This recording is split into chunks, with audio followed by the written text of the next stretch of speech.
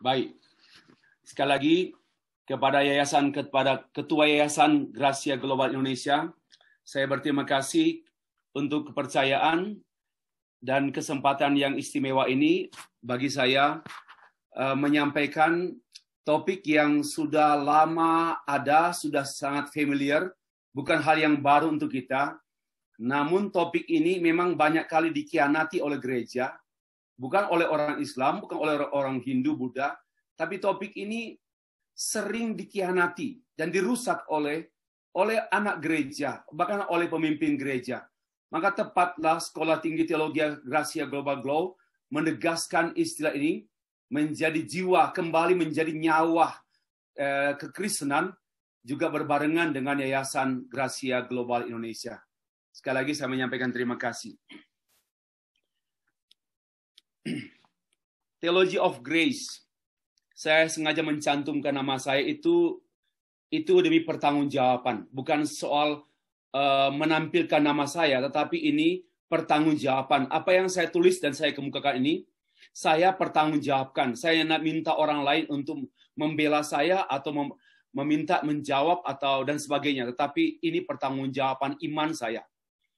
Pembahasan ini adalah pertanggungjawaban pemahaman saya, iman saya, kerja saya, dan sebagainya.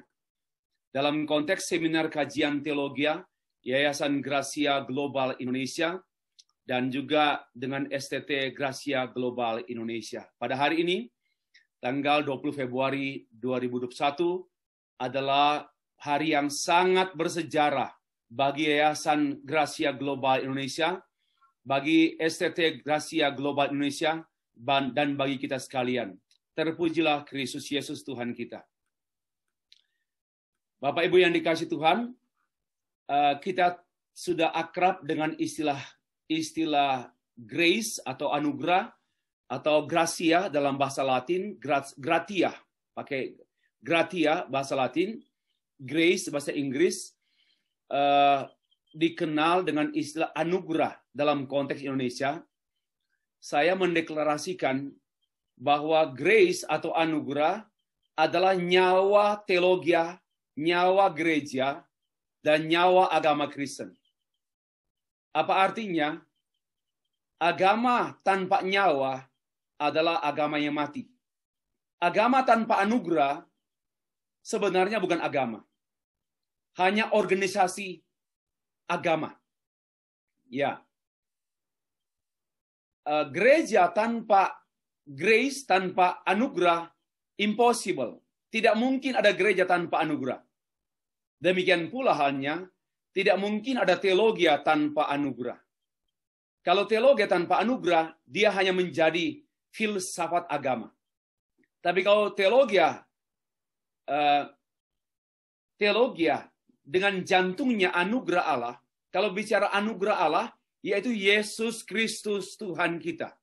Itulah anugerah terbesar, anugerah utama. So, Injil adalah jantung teologi. Kenapa? Karena Injil adalah anugerah Allah. Anugerah Allah yang terbesar. Kita sering membicarakan mengenai anugerah, tetapi terlalu mengkerdilkan kata anugerah itu hanya urusan makan siang. Saya minta Pak Pendeta mendoakan kita dalam jamuan makan siang. Terima kasih Tuhan untuk anugerah yang Engkau berikan kepada kami dalam bentuk makanan minuman. Ini penghinaan kepada Alkitab dan penghinaan kepada Allah dan penghinaan kepada anugerah Allah. Anugerah tidak berurusan dengan makan minum. Makan minum berurusan dengan kebaikan Allah. Ya, kita bicaralah. Terima kasih Tuhan untuk kebaikan Allah. Kebaikan Allah sifatnya universal. Karena anjing pun bisa makan siang, apalagi dia makan di siang hari, termasuk makan dengan tuannya di siang hari. Itu anjing bisa makan. Dan anjing tidak menerima anugerah. Anjing menerima kebaikan umum. Ya, ini harus ketat dalam pengistilahan, karena saya mencermati bagaimana komitmen STT Gracia Global Indonesia, ini unggul dalam akademis. Salah satu indikator atau salah satu indikasi keunggulan akademis yaitu sangat ketat menjaga arti istilah. Sangat ketat menjaga arti istilah. Jangan dibuat luntur dan jangan dibuat bias Dan jangan digadaikan dengan istilah-istilah yang lain. Bapak Ibu, R.C. Sproul menulis demikian. The essence of theology is grace. And the essence of Christian ethics is gratitude. Esensi teologi adalah anugerah. Esensi etika Kristen adalah bersyukur. Maka orang bersyukur karena grace. Antara grace dan gratitude tidak dapat terpisahkan. Grace anugerah yang olehnya orang bersyukur, gratitude. Maka sikap etis orang Kristen harusnya lahir dari kekaguman atas anugerah Allah. Seorang orang sembuh dari COVID. So, saya mengatakan itu bukan anugerah, tapi kemurahan Allah, mercy. Tolong kita kembali pada arti-arti istilah yang sesuai Alkitab. Jangan kita menggunakan satu kata untuk semua hal yang mengungkapkan pendangkalan dan pergeseran arti, di antaranya istilah grace. Grace itu anugerah berkenaan dengan pengampunan dosa dan tidak jadi dihukum dalam neraka, dalam api neraka, melainkan jangankan hanya berhenti tidak jadi dihukum, melainkan malahan menikmati kehidupan bersama dengan Allah Bapa, Anak, dan Roh Kudus. Saya sengaja menekankan Allah Bapa, Anak, dan Roh Kudus, karena di Indonesia sekarang ini sedang kerasukan setan membenci Bapa, Anak, dan Roh Kudus, lebih suka Unitarian, hanya Allah. Nah, itu yang saya katakan tegas, saya katakan sedang terjadi pengkhianat doktrin. Saya heran banyak pendeta yang kurang sekolah teologi, yang tidak disiplin sekolah teologi, hanya tambal sulam sekolah teologi, mengubah hanya mengakui Allah saja. Tidak ada Allah Bapa, tidak ada Anak, tidak ada Allah Roh Kudus. Seperti mereka lebih hebat dari Martin Luther, mereka lebih hebat dari John Stott, mereka lebih hebat dari John Calvin, mereka lebih hebat dari Agustinus. Saya sangat sedih dengan orang-orang yang sok jagoan tanpa belajar dengan teliti. Saya sudah lihat background orang-orang seperti ini. Background studi mereka itu tidak belajar dengan teratur. Bapak Ibu, lalu seperti melawan arus yang sudah ditapang oleh gereja am, dan mereka sedang mensektakan diri mereka dan sedang bukan membidak menjadi satu aliran-aliran yang aneh daripada yang lain. Maka saya tekankan Allah Bapa, Allah Anak, Allah Roh Kudus. Ini penting untuk kembali ditegaskan oleh gereja masa kini, karena sudah sejumlah teolog dan gereja mulai menyingkirkan 3 pribadi Allah Bapa, hanya menyebut Allah saja. Nah, sekali lagi kembali pada God's grace. God's grace, orang yang mengalami God's grace akan bergratitude, akan bersyukur. Dan bersyukurnya bukan hanya omongan, thank you Lord, I'm grateful. No, tapi akan nampak pada etika hidupnya. Bahwa hidupnya mengungkapkan God's grace. So kita bisa membaca anugerah Allah pada orang-orang tersebut melalui sikap hidupnya. Bahwa hidupnya adalah hidup oleh karena anugerah yang nampak pada gratitude, dan yang gratitude terlihat dan teraba dan tercium pada sikap etis tiap-tiap hari. Sopan, tegas, nggak kompromi, santun, tidak suka berbohong. Itulah gambaran orang yang betul-betul mengalami grace. Tapi orang bicara grace dan namanya grace, tapi tukang tipu. Bagi saya ini kontradiksi. Ya, hidupnya anugerah, tapi suka berbohong. Anugerah, tapi suka, itu namanya no gratitude. Bapak Ibu yang dikasihi Tuhan, istilah grace inilah yang membedakan antara agama Kristen dan agama-agama yang lain. Kita berbeda dengan semua agama yang lain karena satu hal, yaitu grace. Grace telah membedakan kita dengan agama lain. Bukan kita merasa lebih hebat. Ini bukan soal hebat tidak hebatnya. Bukan urusan kita. Itu hak Tuhan. Tapi kita mengatakan tidak juga kompromi bahwa memang grace yang membedakan. Kenapa? Agama Kristen adalah agama anugerah. Ya, agama Kristen adalah agama anugerah, bahwa anugerah mendahului semua aturan gereja. Karena anugerah orang beribadah, karena anugerah orang mentaati, karena anugerah keselamatan mendahului hidup beribadah, hidup bermisi, hidup saleh, hidup berkurban, dan apapun. Anugerah sebagai prior, sebagai mendahului semua usaha gereja. Tetapi agama-agama lain adalah agama usaha. Ya, bahwa semua usaha, aturan, hukum gereja, hukum agama mendahului anugerah. Karena itu mereka berdoa, beribadah, pergi ke sana kemari, insya Allah mendapat rahmat Allah. Jadi rahmat Allah, karunia Allah itu diupayakan dengan sembahyang 10 waktu, 6 waktu. Mereka harus ketat sama dengan Yahudi. Mereka harus ketat untuk melaksanakan aturan-aturan agama, liturgi-liturgi agama, hukum-hukum agama, dengan harapan mereka beroleh anugerah. Inilah perbedaan paradigma berpikir atau worldview Christian dan non-Kristen. Semua non-Kristen tidak menjadikan anugerah sebagai nyawa agamanya. Tetapi Kristen menempatkan anugerah sebagai nyawa agamanya. Karena itu agama kita adalah agama bernyawa. Tetapi yang lain saya nggak tahu nyawa apa mereka. Because they don't have grace. They just have name Grace. Keponakan mereka namanya Grace.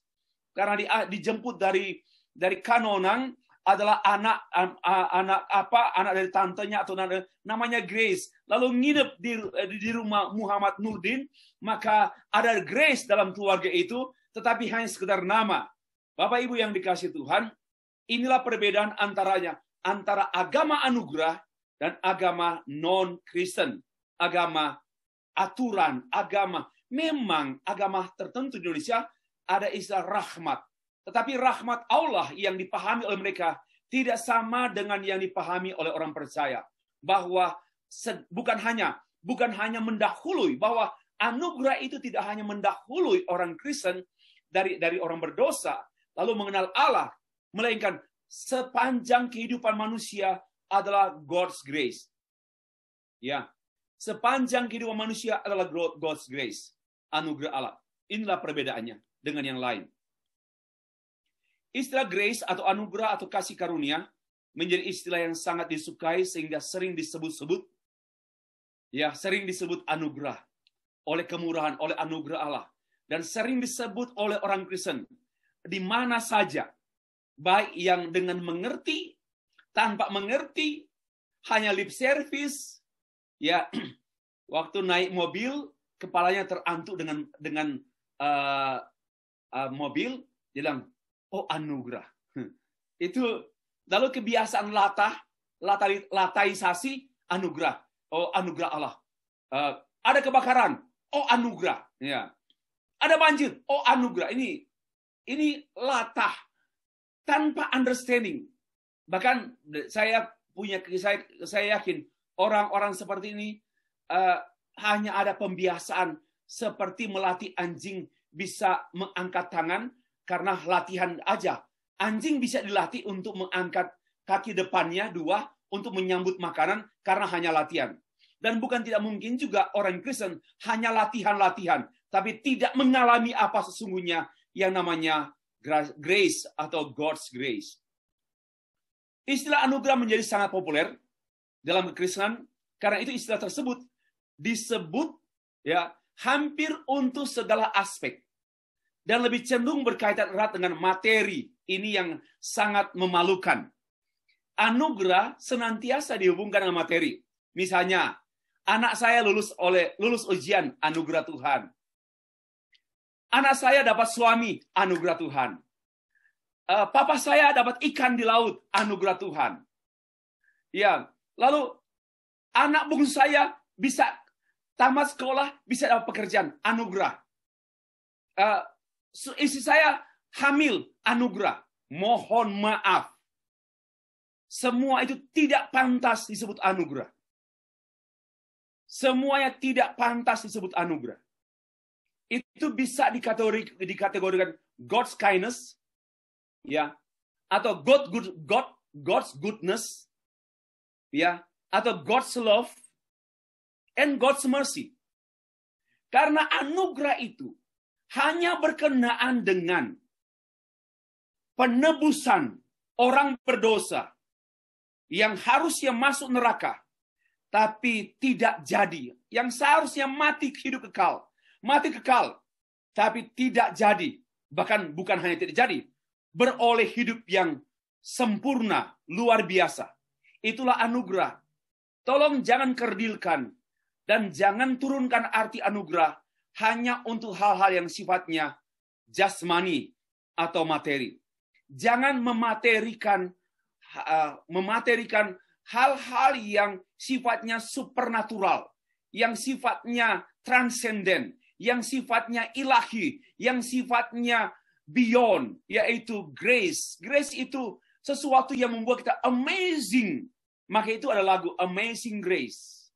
Karena grace ini hanya dapat diresponi dengan kata, oh amazing God. We enjoy God's grace and we mention, oh amazing grace.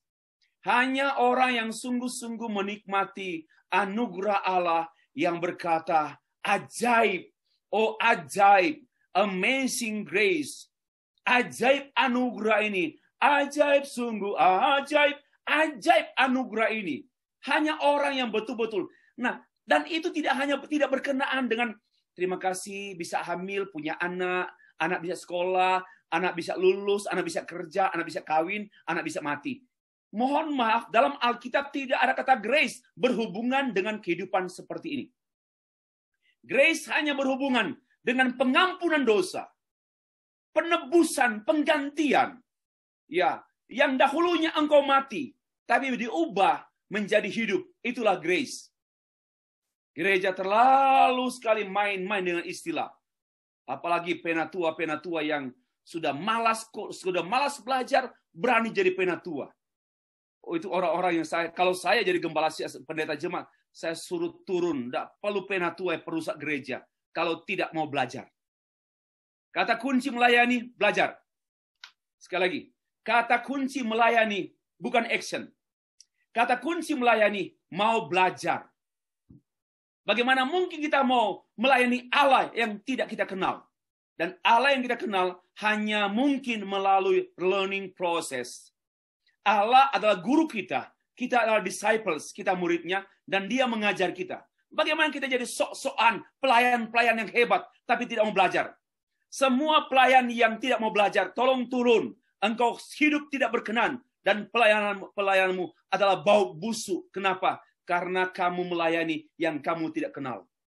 Harus mengenal. Nah, cara mengenal, belajar. Sekolah teologi global, Gracia Global Goal, menunggu saudara. Welcome. Ini tempatnya untuk belajar. Dan sepanjang hidup melayani Tuhan, tidak pernah ada kata berhenti belajar. Saudara berhenti belajar, saudara berhenti melayani Tuhan. If you have a plan to stop learning, you must stop to minister God. Engkau harus berhenti melayani Allah. Karena engkau tidak pantas lagi. Hanya orang yang mau belajar. Belajar itu apa artinya? Merendahkan diri. Siap diproses, siap diluruskan, siap dibentuk pikirannya. Siap, itu namanya orang yang mau melayani karena mau belajar. Anugerah jangan dikerdilkan, jangan dikecilkan, dan jangan diubah susutkan. Hanya karena istilah itu dikaitkan dengan materi, dapat berkat, gajinya berlipat kali ganda, dan sebagainya. Mohon maaf, itu penghinaan kepada anugerah Allah. Lalu Yesus apa? Kalau saudara berkata bahwa saya dapat gaji ke-13, anugerah Allah. Papa saya membelikan mobil untuk saya, anugerah Allah. Papa saya menyekolahkan saya sampai doktor, anugerah Allah. Lalu saya tanya, Yesus itu apa? Sama dengan Yesus adalah anugerah Allah, menghina Tuhan Yesus. Yesus Kristus adalah anugerah, dan jangan disejajarkan dengan papaku bisa sekolahkan aku. Terlalu kerdil dan terlalu kecil, maka itu tidak heran gereja pun kerdil, karena pikiran seperti ini pun kurang penghayatan. Sampai Isaac Newton berkata, amazing grace. Why? Dia dulu diubah, dia dulu seorang pedagang budak-budak di Afrika, dan dia harus kembali ke Inggris, tapi dia mengalami bencana, dan anak istrinya juga mengalami. Tapi kemudian dia melihat ada anugerah di balik taufan, ada anugerah di balik bencana, dan ini namanya amazing grace. Bapak Ibu, padahal anugerah adalah kata yang khusus. tidak berkaitan erat dengan bisa tidur enak, anugerah, ya. Bisa ke Manado, dari Pinaesaan ke Manado, bisa dari Karawaci ke Jakarta Utara, tidak mengalami kecelakaan. Oh, anugerah, mohon maaf, engkau sedang menghina Tuhan. Engkau sedang menghina Tuhan Yesus. Karena Yesus adalah anugerah. Kok disamakan dengan kita selamat, tidak ada kecelakaan, perjalanan dari Karawaci ke Karawang. Terlalu sekali berpikir seperti ini. Maka itu mari belajar. STT Gracia Global Glow memfasilitasi kita untuk mengalami yang sebenarnya. Oleh karena itu mari kita perhatikan, apa itu anugerah? Berdasarkan pengertian biblical. Efesus pasal 2. Tentu luaslah, tapi saya hanya bertolak dari Efesus pasal 2 ayat 1 sampai 10. Kamu dahulu sudah mati. Ya, perhatikannya. Saya tidak baca. Karena pelanggaran dan dosa-dosamu. Kalau mau tanya, Stefri, apa artinya anugerah? Listen to me now. Kamu dahulu sudah mati. Lalu di bawah. Pada dasarnya kamu orang-orang yang harus dimurkai. Kamu dulu sudah mati. Itu sudah final. Itu sudah eksekusi final. Karena berdosa. Dan kamu pasti karena kamu dimurkai. Coba ya. Anugerah ialah ini.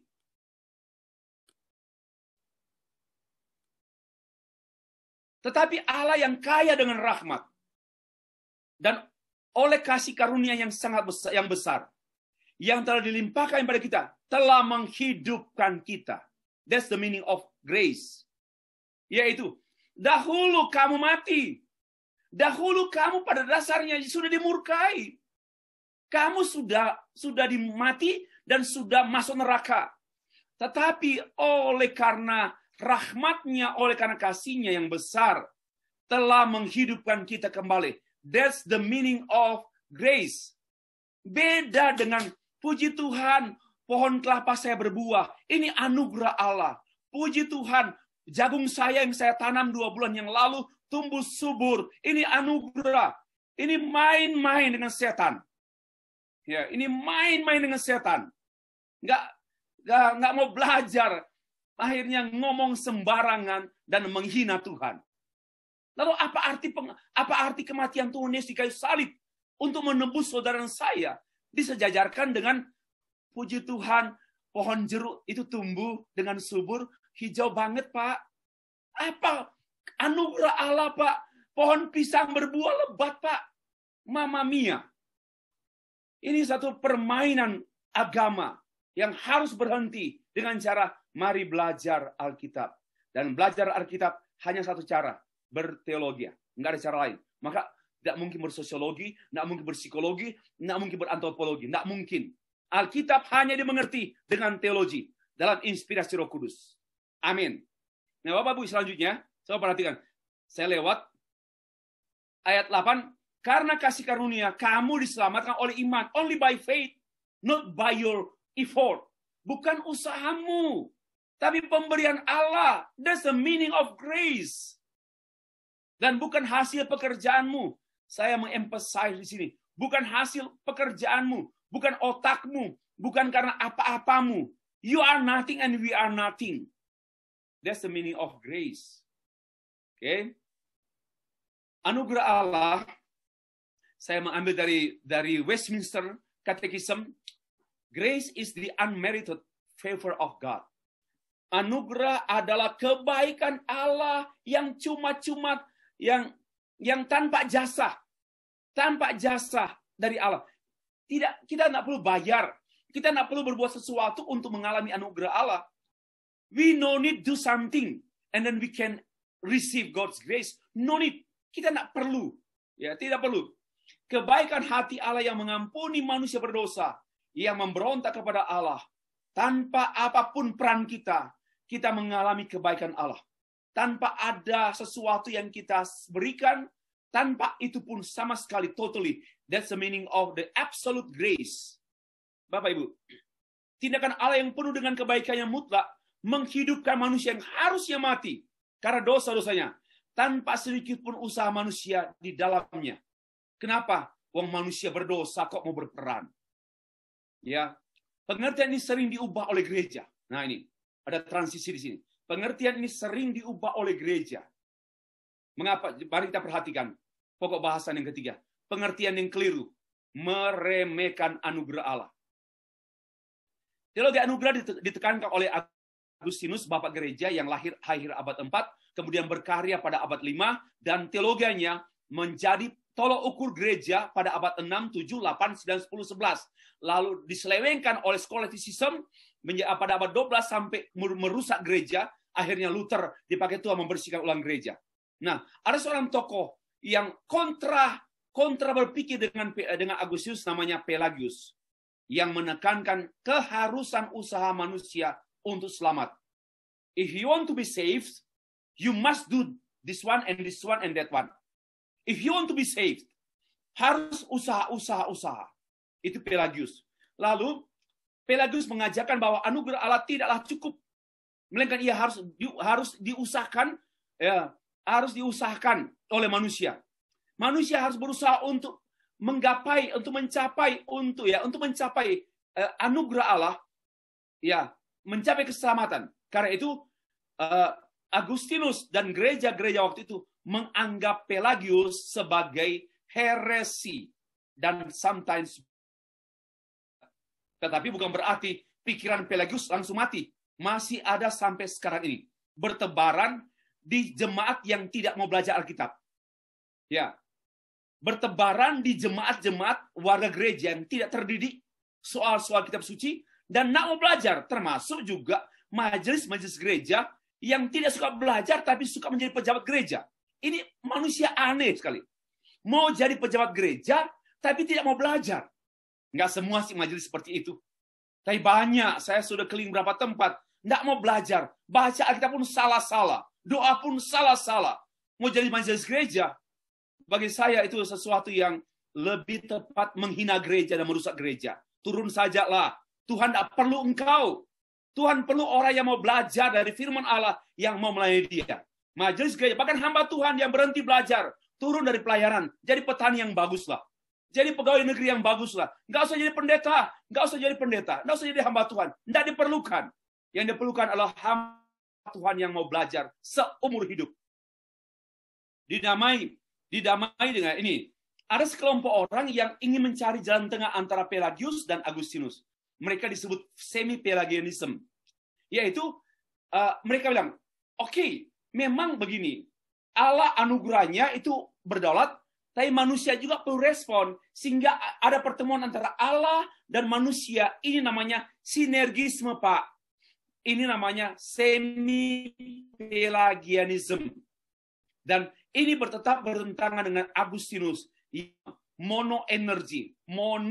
Dari kata mono, energi ini kekuatan atau power. Satu kuasa. Yaitu kuasa Allah saja. We will save, kita diselamatkan only one power. God's mercy, God's hands, God's mind, God's son. Nggak ada lagi namanya kerjasama. Bagaimana mungkin untuk keselamatan kok Allah harus buat kerjasama dengan pendosa? Bagaimana? No make sense. Allah harus kerjasama. Stefri, kamu mau diselamatkan? Ayo kamu angkat tangan. Aku turunkan tangan, kau angkat tangan. Bagaimana mungkin orang berdosa bisa angkat tangan?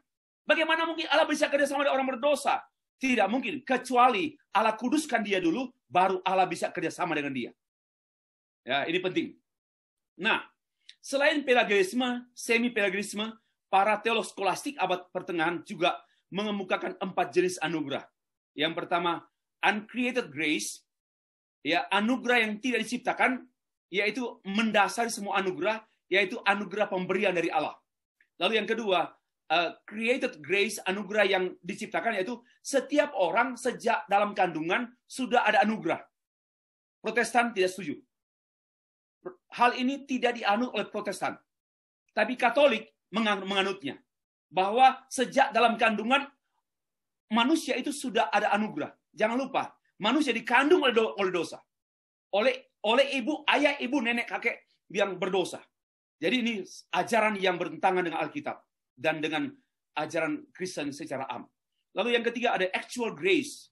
Ada anugerah karena tindakan. Kalau saya berbuat baik kepada sesama, itu anugerah. Anugerah Allah lewat saya. Ya, itu juga. Maka itu kadang-kadang hal ini tanpa disadari, para pendeta juga ngomong sembrono.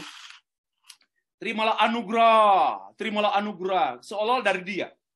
Saya memberkati engkau saya memberkati engkau. Iya, memang lebih bagus daripada saya mengutuk engkau. Tapi kita tidak punya berkat. Ya, hanya God's blessing, bukan stay-free blessing. Biarpun kita ada blesser, Opel. Yang keempat, habitual grace, yaitu prinsip mendasar bagaimana kehidupan kita, hidup baru, komitmen hidup baru, tidak mau mabuk lagi, mau aktif ke gereja. Itu dianggapnya adalah anugerah. Ada 4 jenis anugerah yang menurut saya sebenarnya sedang membuat degradasi arti anugerah, dipotong-potong, dipilah-pilah. Padahal anugerah Allah itu mutlak. Kalau mutlak, tidak perlu dibagi-bagi.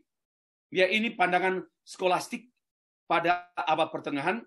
Anugerah menjadi tidak mutlak karena bersinergi dengan usaha manusia, apalagi dibagi-bagi, sehingga anugerah Allah menjadi anugerah yang tidak mutlak. Karena inilah cara manusia menurunkan arti anugerah pada pengertian-pengertian humanis supaya gampang dimengerti dan gampang dipahami atau dan diaminkan.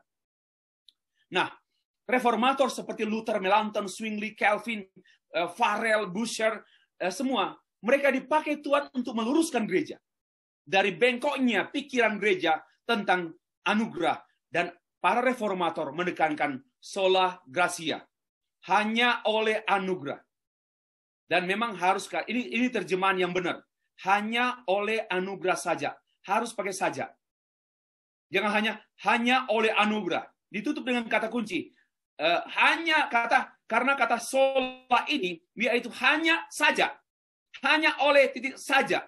Jadi hanya oleh anugerah saja. Itu yang namanya the absolute grace of God. The absolute grace of God. Maka tidak ada anugerah A, anugerah B, anugerah C, jenis-jenis anugerah tidak ada. Hanya satu anugerah, yaitu anugerah Allah. Kecuali anugerah Lumintang. Ada nama juga kan?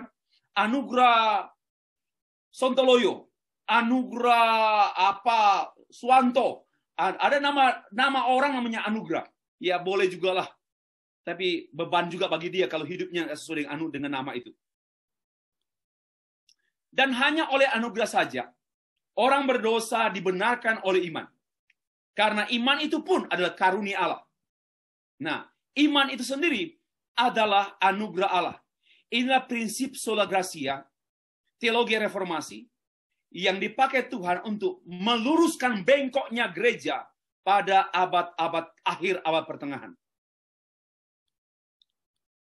Oleh orang Kristen kemudian menyelewengkan ajaran ini dengan berkata, keselamatan adalah anugerah Allah.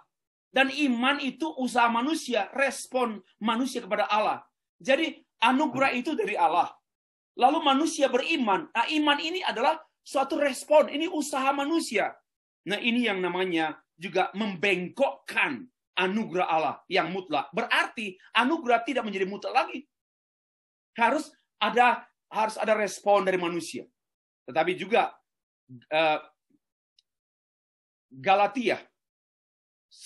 Efesus pasal 2 ayat 8 dan 9 menegaskan iman itu sendiri pun adalah God's grace.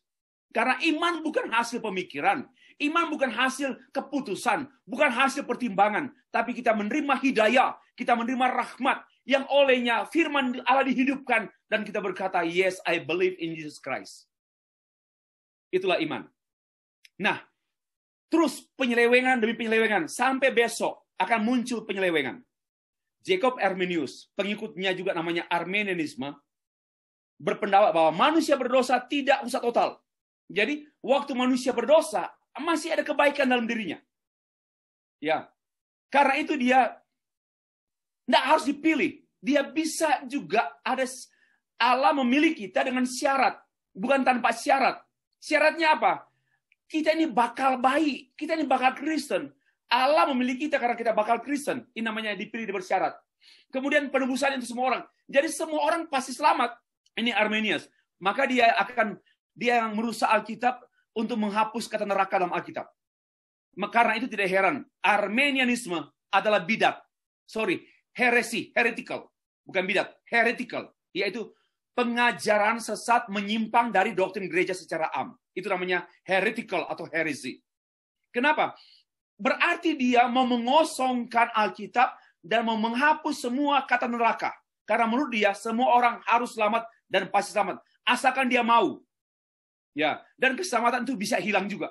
Tergantung manusia. Biarpun Allah sudah mati di kayu salib, Allah sudah mendoakan kita, Allah sudah rancang keselamatan kita, dan Jesus Christ, His Son, die on the cross. Tetapi ya terserah, kalau manusia tidak mau bertahan selamat, ya bisa hilang keselamatan itu. Itu pikiran binatang itu. Kenapa? Karena bagaimana mungkin Allah yang berkarya dan mati dianggap sia-sia hanya karena manusia tidak mampu. Sebelum manusia diselamatkan, manusia orang berdosa dan totally tidak mampu. Tapi setelah dia diselamatkan karena terima Tuhan Yesus, percaya, bertobat, lahir baru, dia memiliki Roh Kudus. Dan Roh Kudus itulah yang akan menjaga dia melalui firman Tuhan yang dia baca untuk bertahan sampai akhir. Maka bukan soal keselamatan hilang dan tidak hilang. Tidak, Tuhan yang mempertahankan keselamatan itu. Bukan stay free yang mempertahankan keselamatan stay free. Manusia kok mempertahankan keselamatan manusia. Oh, siapa yang selamatkan saya? Yang selamatkan saya adalah Allah. Ya, dia yang mempertahankan keselamatan saya. Itulah pandangan-pandangan yang kontras. Demikian juga dengan John Wesley. John Wesley dengan gereja Wesleyan di Indonesia kadang-kadang sudah berbeda. Karena sejumlah pendeta itu saya bimbing baik skripsi, tesis, dan disertasi. Mereka juga sudah berbeda pandangan dengan John Wesley. Walaupun mereka adalah pendeta-pendeta dari gereja Wesleyan. Atau gereja Wesley di Jakarta, di Medan, dan sebagainya. Bagi mereka, anugerah pendahuluan. Bahwa anugerah Allah mendahului usaha manusia. Dan Bible tidak berkata demikian. Seluruh hidup kita adalah satu mata rantai anugerah Allah yang tidak pernah putus. Ini penting.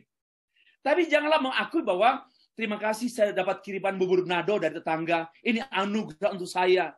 Bukan itu. Ya, bukan. Terima kasih saya dapat kiriman roti Prancis, roti TLJ dari rekan dari Pak Paulus Bolu. Dia suka hobi saya TLJ, maka dikirimlah dari Karawaci sampai ke Sisin City, Grogol. Oh, puji Tuhan, anugerah Tuhan, penghinaan. Saya tidak berpikir seperti itu. Ya, saya mengalami kecelakaan, tapi nggak ada lecet pun. Anugerah Tuhan, bukan anugerah, kemurahan Tuhan. You know the meaning of mercy?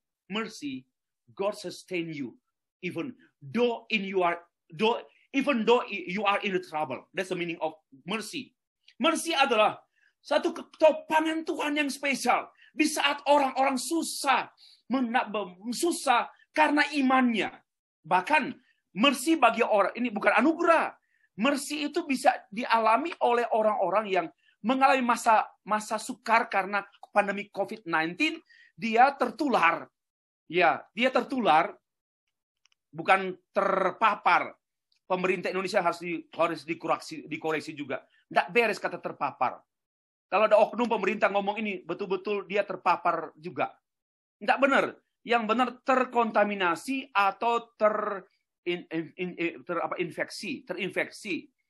Kalau terpapar negatif sekali, sama dengan terpapar radikalisme atau teroris. Ya. Jadi disamakan, negatif kan? Terpapar itu menjadi istilah negatif, karena terpapar bisa terpapar paham radikalisme. Itu terpapar. Lalu kita yang tidak sengaja, kita kemudian disebut terpapar COVID-19.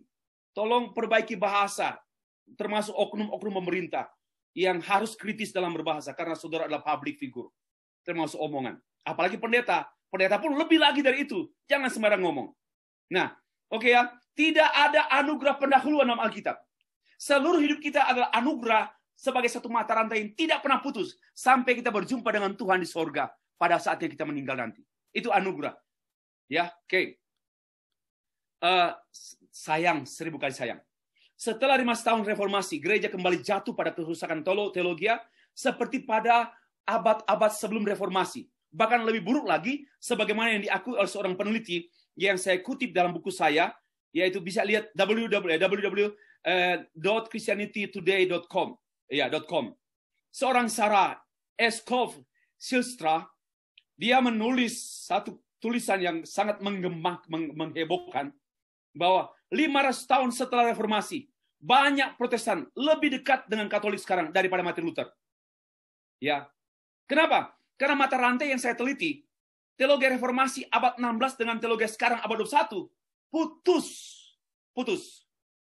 Tidak heran kalau Stephen Tong begitu tegas berbicara kembali pada Alkitab dengan spirit reformasi, back to the Bible. Kenapa? Karena sudah putus. Sama juga kalau dari Season City ke Karawaci banjir ya hari tadi pagi, lalu nggak bisa putus hubungan, ya tidak bisa apa-apa lagi. Berarti spirit Martin Luther dari Alkitab putus dengan spirit para gereja masa kini dengan kenyataan abad 21 sudah putus. Itu menyedihkan.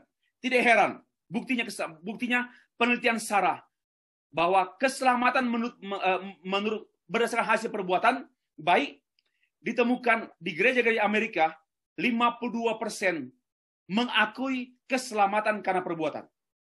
Di Jerman yang adalah kota Luther, negara Luther, 62% mengakui keselamatan oleh perbuatan baik. Swiss, kota Calvin, ya, mengakui 72% mengakui keselamatan oleh perbuatan baik. Apa artinya? Menghina anugerah Allah. Sekarang gereja-gereja menghina anugerah Allah sama dengan menghina Allah. Berapa lama kita menghina anugerah Allah? Mengecilkan anugerah Allah hanya karena untuk makan siang, makan malam. Memang kalau tidak paham, pasti tidak berdosa. Tapi kalau sudah dengar firman Tuhan ini, lalu masih juga menghina anugerah Allah, saudara hidup dalam murka Allah. Bapak Ibu, saya membuat satu konklusi awal. Anugerah merupakan kebaikan Allah atas manusia berdosa yang tidak layak diampuni, namun diampuni oleh Allah. That's the meaning of grace. Nggak layak diampuni, tapi diampuni.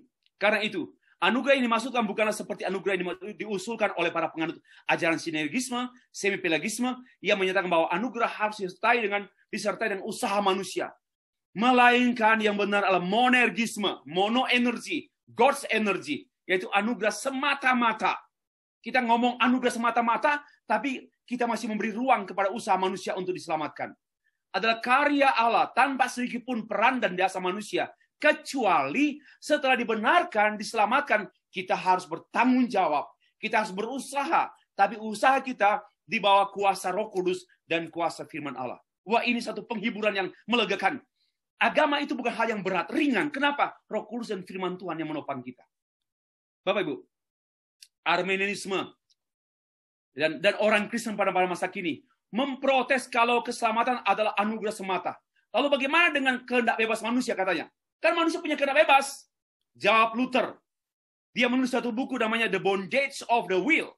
Ya, bondage ada tawaran kehendak. Dan dia menyangkal kehendak bebas. Bahwa orang berdosa tidak punya kehendak bebas yang betul-betul bebas. Kecuali bebas berdosa. Kenapa? Karena menurut Luther, yang dia kutip dari Paulus, keberdosaan manusia secara penuh, termasuk menguasai kehendak bebas manusia. Tidak pernah ada bagian dalam diri manusia yang tidak dipengaruhi dosa, termasuk pikiran, perasaan, kehendak. Bagaimana mungkin manusia berkehendak bebas untuk mencari Allah tanpa pekerjaan Roh Kudus? Impossible. Maka istilah kehendak bebas. Nah, setelah kita menjadi percaya Tuhan Yesus Kristus, kita terima Tuhan Yesus, diselamatkan, sejak itulah kehendak bebas kita dihidupkan. Dihidupkan oleh Roh Kudus, dihidupkan oleh firman Allah, maka kehendak bebas kita makin hari makin seperti kehendak Tuhan. Dan kita berkata, kehendakmu yang jadi, bukan kehendakku yang jadi. That's the meaning. Okay? Sedikit lagi. Teologi John Calvin, teologi anugerah. Pertama, anugerah Kristus yang mana orang menjadi Kristen melalui kebaikan Allah yang besar namanya the great favor, yang the unmerited favor, ya, dan tetap bertahan sebagai orang Kristen karena anugerah yang sama. Jadi from the beginning until the end of a Christian life, a Christian journey, so the entire semuanya by grace.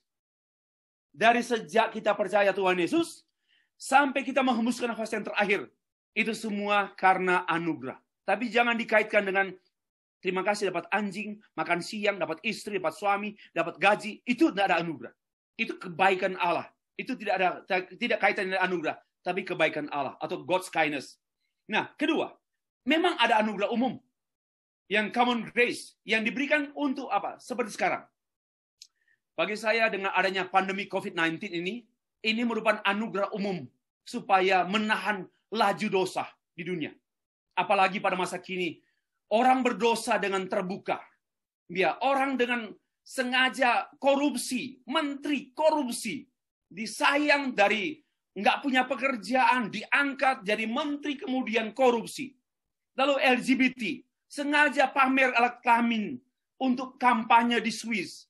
Memang betul-betul dunia ini patut dikontrol oleh COVID-19. Kenapa? Itulah anugerah Allah secara umum. Oke, untuk apa? Untuk kebaikan moral. Jadi COVID-19 ini kontrol Allah atas kejahatan manusia. Ya, oke, lewat lagi. Poin yang terakhir, anugerah meniadakan usaha manusia pada abad 21.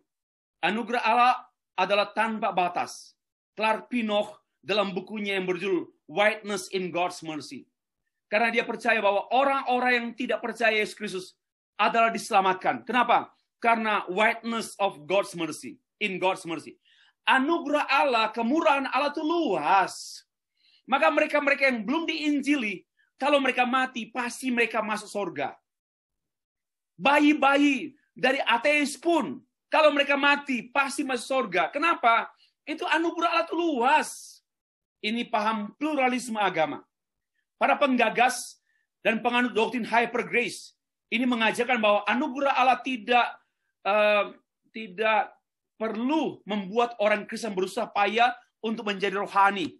Karena orang percaya tidak lagi hidup di bawah hukum Taurat, melainkan di bawah kasih karunia. Sudahlah, nggak usah repot-repot. Nah ini, coba next yang ini. Hyper grace menyatakan demikian. Pengampunan dosa telah dinyatakan untuk dosa-dosa yang akan dilakukan telah dinyatakan diampuni. Termasuk dosa-dosa orang percaya yang dia akan buat besok. Yang dia buat tahun depan sudah diampuni. Jadi tidak mengampuni sebagian, melainkan mengampuni secara total. Jadi nanti kita berbuat dosa besok sudah diampuni. Ini ajaran hyper grace yang dari Amerika lalu di Singapura. Tapi banyak umat yang memang lagi suka aneh-aneh. Ya, dosa saudara sudah diampuni. Nggak usah minta ampun lagi. Jadi apa yang kau buat besok, bersinah tahun depan, sudah diampuni sekarang. Sudah diampuni. When you believe in Christ Jesus, your sin have been saved and would be saved, akan diampuni. Jadi sudah selesai. Ini ajaran hyper grace, menghina anugerah Allah. Tetapi orang Kristen suka dengan ajaran sinting-sinting. Orang Kristen suka dan banyak penganutnya, banyak pengikutnya. Saya tidak ngerti zaman sekarang. Joseph Prince menekankan bahwa pengampunan Tuhan tidak diberikan secara cicilan. Karena itu pengakuan dosa berlaku sekali untuk selama-lamanya. Inilah anugerah katanya. Berarti silakan buat dosa, sudah diampuni. Jangan ragu-ragu buat dosa asal jangan ditangkap oleh polisi. Kalau buat dosa, tolonglah jangan sampai ketahuan. Ya, kalau bersinah di hotel jangan sampai ketahuan. Ya, boleh, sudah diampuni Tuhan.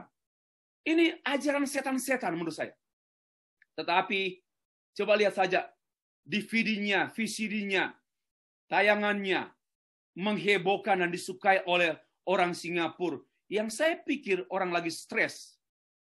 Saya pikir yang paling banyak stres orang Indonesia. Ternyata orang Singapura paling banyak stres. Karena pengikutnya juga paling banyaknya dia. Padahal anugerah Allah tidak meniadakan usaha dan tanggung jawab manusia sebagai orang yang telah diselamatkan. Ini ya. Anugerah Allah tidak meniadakan usaha dan tanggung jawab manusia. Next. Orang berdosa dibenarkan oleh karena kasih karunia Allah. Ia menentukan, memilihnya, memanggilnya, membenarkannya, menguduskannya, memuliakan dia. Jadi, anugerah Allah sifatnya entire, seluruh, menyeluruh, termasuk membenarkan dan menguduskan, sampai dimuliakan Tuhan dalam kekekalan. Jadi, dimulai dari when we believe, sampai pada we die. Ya, kita meninggal in Christ. Semua itu mata rantai satu anugerah Allah. Maka perlu ada terus proses pembenaran, pengudusan. Oh, lebih terang lagi demikian. Kasih karunia Allah tidak meniadakan usaha dan tanggung jawab manusia. Ya, orang berdosa dibenarkan oleh karena ini, oleh karena kasih Allah. Dan yang menentukan yang tadi ya, yang berikut lagi diciptakan. Nah ini Efesus pasal 2 ayat 8 dan 10. Kamu dibenarkan oleh iman. Itu bukan hasil usahamu sendiri, tapi oleh karena anugerah Allah. Lalu ayat 10, yang diciptakan dalam Kristus untuk melakukan perbuatan yang baik. Berarti orang yang telah diselamatkan wajib hidup dalam perbuatan baik yang sudah disiapkan oleh Allah sebelumnya. Efesus pasal 2 ayat 10. Berarti ajaran hyper grace ini, ajaran setan-setan yang bertentangan dengan Alkitab, bahwa orang yang telah diselamatkan harus hidup kudus, hidup baik sebagai rasa gratitude, amazing grace. Bagaimana mungkin amazing grace lalu hidup kurang ajar? Ya, gratitude. Oh, thank you Lord. Dengan hidup kudus, hidup benar, walaupun memang kita masih bisa berdosa, tapi tidak boleh hidup dalam dosa. Masih bisa jengkel dengan orang lain, tapi jangan ubah jengkel itu menjadi benci. Ya, seperti itulah. Kita jangan bilang, oh kita kan masih berdosa, soalnya kita kan masih orang lemah, gampang masih lain-lain. Kita punya Roh Kudus dan kita punya firman Allah yang menguduskan kita tiap-tiap hari. Dan kita harus bertanggung jawab dengan keselamatan yang Tuhan sudah berikan. Jadi janganlah dimengerti bahwa sudah bebas, dosamu sudah diampuni. When you believe in Christ Jesus, seluruh dosamu yang sudah kamu buat pada masa lalu, yang kamu buat sebentar, yang kamu buat nanti jam 10 nanti malam, dan juga kamu buat tahun-tahun akan datang, sudah diampuni. Jadi orang memberi ruang, oh kan saya membuat dosa, sudah diampuni. Saya buat dosa, sudah diampuni. Ini ajaran bagi saya. Jangankan ajaran manusia, ajaran anjing-anjing pun tidak layak. Ya. Lalu, ada kalimat Efesus pasal 1 ayat 4. Kita dipilih supaya hidup tak bercacat. Apa artinya? Kita diselamatkan supaya hidup tak bercacat. Kita dibenarkan supaya hidup tak bercacat. Dari pandangan, bukan teologi. Saya anggap bahwa hyper grace itu teologi. Bukan itu. Itu pandangannya mereka yang tidak sesuai dengan Alkitab. Bertentangan dengan banyak ayat Alkitab. Rasul Paulus menegaskan kepada orang yang telah diselamatkan demikian. Kamu tetap kerjakanlah keselamatanmu dengan takut dan gentar. Sudah selamat? Oke, sudah. Sudah percaya? Sudah. I have done. But you must kerjakan keselamatanmu dengan takut dan gentar. Tetap dengan rasa hormat kepada Allah. Dengan mengasihi sama manusia. Mengasihi Allah. Jadi pandangan, bukan teori. Itu bukan teori. Aneh-aneh kok teori. Pandangan ini adalah pandangan yang betul-betul tidak sesuai dengan ajaran Alkitab. Yang hyper grace. Itu betul-betul merusak Alkitab dan kekristenan. Penutup. Ada 3 penutup. 1. Di dunia ini selalu terdapat 2 arus berpikir. Yang monergis dan sinergis. Pay attention, Bapak Ibu. Ada 2 arus yang senantiasa dua arus yang mengalir deras. 1. Monergis dan sinergis. Allah saja. Lalu sinergis manusia dan Allah. Nah ini juga ajaran begini. Ajaran yang bagi saya waktu ketemu dengan ketua partai Perkindo, dia bilang, Pak Sevri, kita harus berusaha. Karena usaha ini adalah bagian kita. Dan Tuhan memberkati. Itu bagian Tuhan. Saya nggak temukan dalam Alkitab itu loh. Pembagian kerja dengan Tuhan. Dan itu melebar. Melebar kemana-mana diajarkan oleh para pengusaha-pengusaha. Kerjakan bagianmu. Maka Allah akan kerjakan bagian Allah. Oh, sorry. Bagian kita pun adalah bagian Allah. Kenapa? Di luar aku kamu tidak dapat berbuat apa-apa. Lupakah? Sudah lupa Yohanes 15? Tentang pokok anggur. Di luar aku kamu tidak dapat berbuat apa-apa. Lalu bagi bagian tugas dengan Tuhan. Tuhan bagian ini, aku bagian ini. Sorry, bagian kita pun. We are in Christ. We are in God. We can do because God. We cannot do kalau kita putus dengan Tuhan. Ini ajaran juga aneh-aneh. Ya, ajaran yang berkembang oleh para pengusaha-pengusaha yang nggak belajar Alkitab, suka hanya kaya kesaksian, lalu diajak khotbah oleh pendeta-pendeta juga yang sudah stres karena kehabisan bahan khotbah, maka diundanglah pengusaha-pengusaha yang juga bisa membantu gereja tersebut, lalu nggak ngerti Alkitab, lalu membagi-bagi Tuhan. Katanya, bagian Tuhan, Tuhan kerjakan bagian Tuhan, dan bagian saya, Tuhan kerjakan bagian saya. Ini tidak biblical, tapi itu manajemen perusahaan. Itu kan mengenai delegasi tugas, itu kan pemikiran manajemen dunia. Sorry, lain. Nah, yang kedua, akan ada anugerah semata, anugerah dan usaha, akan ada kedaulatan alam mutlak dalam tanggung jawab manusia, tarik-menarik. Ya, inisiatif Allah, kecenderungan hati manusia. Manusia mau diselamatkan, kenapa? Karena dia mempunyai kecenderungan hati mau cari Tuhan, maka Tuhan menemukan dia. Sorry, orang berdosa tidak mungkin cari Tuhan. Roma pasal 3 ayat 10. Tak seorang pun mencari Allah. Ya, marilah kembali pada Alkitab, jangan ngarang-ngarang lah. Ya, jangan ngarang-ngarang. Kalau monergis pasti selamat.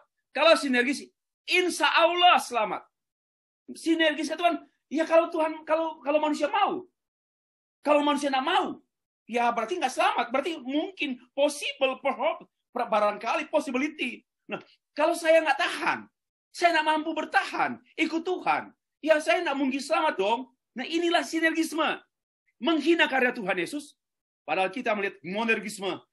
Orang berdosa diselamatkan dan dipelihara Tuhan sampai akhir hidupnya. Ini satu berita pastoral untuk jemaat Tuhan. Kalau nggak stres jemaat kita, karena harus bergantung kepada keputusan manusia.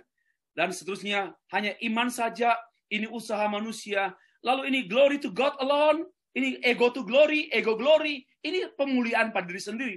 Dan inilah kesimpulan saya.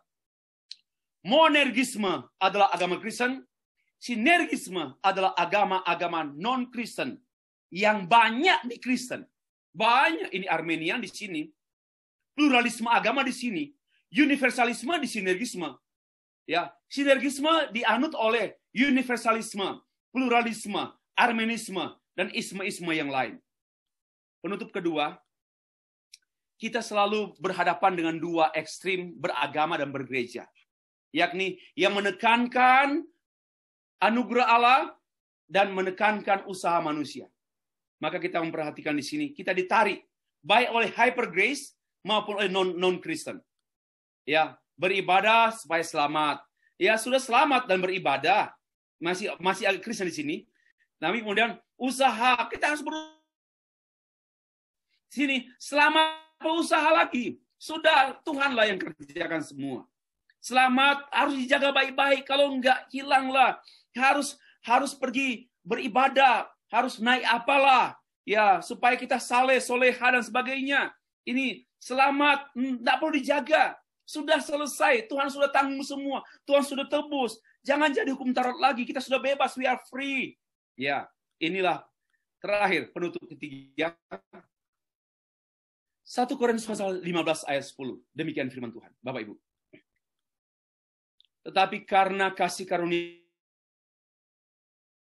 sekarang, dan kasih karunia yang dianugerahkannya kepadaku tidak sia-sia.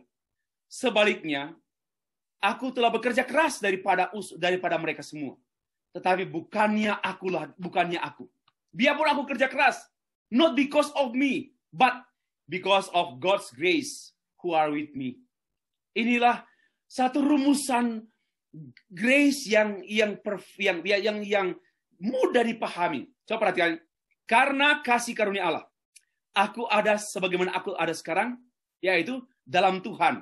Aku tidak mengada-ada. Aku apa adanya dalam Tuhan. Enggak neko-neko, enggak ngerecokin, enggak kacau-kacau. Dalam Tuhan enggak usah aneh-aneh lah. Dalam Tuhan enggak usah aneh-aneh. Kita apa adanya dalam Tuhan. Nah, dan kasih karunia yang dianugerahkan dianugerahnya tidak sia-sia. Ya, jangan menyia-nyiakan kasih karunia Allah dengan cara meremehkan anugerah hanya untuk makan siang. Terima kasih bisa minum. Ini anugerah Allah, bisa dapat susu dari tante dan om. Itu anugerah Allah. Itu bagi saya, itu jangan dianggap sia-sia. Istrimu bukan anugerah Allah. Suamimu bukan anugerah Allah. Ya, bukan. Tapi gereja bisa. Kenapa? Karena di gereja adalah firman Allah. Ya, itu penting, beda. Gereja itu maka itu jangan main-main dengan gereja. Gereja itu alat anugerah Allah. Alkitab itu adalah alat anugerah Allah. Enggak boleh main-main.